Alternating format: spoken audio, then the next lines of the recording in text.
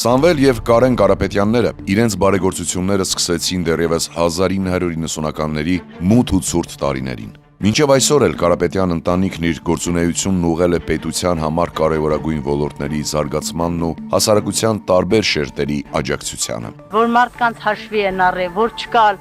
չունևոր, սուղ պայմանները։ Արդեն 3 տասնամյակ ազգային բարերար Սամվել Կարապետյանը մարդկանց կողքին է։ Ամեն տարի խոշոր միջոցներ է հատկացնում սոցիալապես անապահովներին, ծնողազուրկ երեխաներին, զոհված եւ հաշմանդամություն ունեցող ազատամարտիկների ընտանիքներին։ Այսօրվա Ալավերդում կայացած միջոցառումը ինձ համար ցնցող էր։ Այն առումով, որ մարդիկ դեռ հիշում են ազատամարտիկների ընտանիքներին։ Մանկավարժների ընտանիքում ծնված ու դաստիարակված Կարապետյան եղբայրներն առանձնահատուկ վերաբերմունք ունեն դպրոցի կրթության եւ գիտության նկատմամբ։ Նրանց նախաձեռնությամբ եւ ներդրմամբ դեռ 2012-ին վերանորոգվեց Գիտությունների ազգային ակադեմիայի շենքը, ինչի համար տրամադրվեց մոտ $1 միլիոն։ Ոլորտի նկատմամբ հոգացությունն ու ներդրումները արվել են նաեւ այլ ուղղություններով։ Սամվել Կարապետյանը կրթաթոշակներ է տրամադրել բարձր առաջադիմությամբ ուսանողներին, Արցախի ու Ջավախքի ուսուցիչներին։ Որպես օրինակ, միայն 2012-ին նման նախաձեռնության համար տրամադրվել է $270,000։ Ծրագիրը շարունակվել է ամեն տարի, աջակցությունը տարեց տարի ավելացել։ Արդեն ավանդույթ դարձած ծրագրերից է առաջինից 5-րդ դասարան հաճախող երեխաներին կրոնական պիտույքներով լի պայուսակների եւ վերջին զանգի հանդիսությունների կազմակերպման համար գումարների տրամադրումը։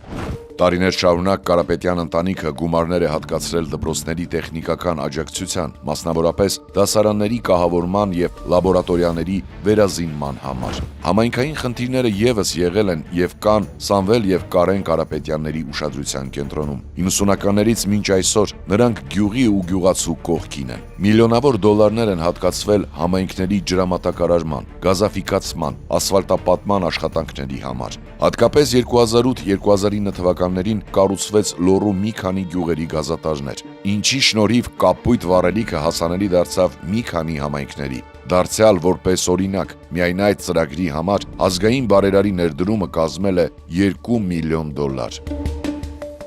Մայրաքաղաքից հեռու Հայաստանի հյուսիսային դարպասը համարվող մարզի համար միշտ խնդիր են եղել ճանապարհները։ Ճանապարհաշինության մասին խոսելիս այսօր էլ հեռավոր գյուղերում հիշում են Կարապետյաններին։ Նրանց նախաձեռնությամբ ու ներդրմամբ մարզում սկիզբ առան ճանապարհաշինական ու ասֆալտապատման աշխատանքները։ Տարիներ առաջ մի քանի գյուղի 100 կիլոմետրից ավելի ճանապարհի համար ներդրվեց միլիոնավոր դոլարներ։ Փողոցները լարից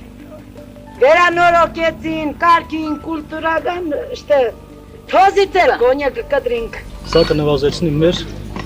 հոսքը դեպի ուրիշ երկրներ։ Արտագաղթը կանխելու նպատակով դեռ 2008 թվականին Լոռու մարզում գործարկվեցին Տաշիր կարի ֆաբրիկան եւ Տաշիր կաթ արտադրամասը, աշխատանքով ապահովելով հարյուրավոր մարդկանց։ Կարևոր է, որ Տաշիրում լինի այս նմանատիպ շատ աշխատանքի տեղեր, որովհետեւ շատ կանայք տանը նստած ցանկանում են աշխատել։ Մի քանի այսպիսի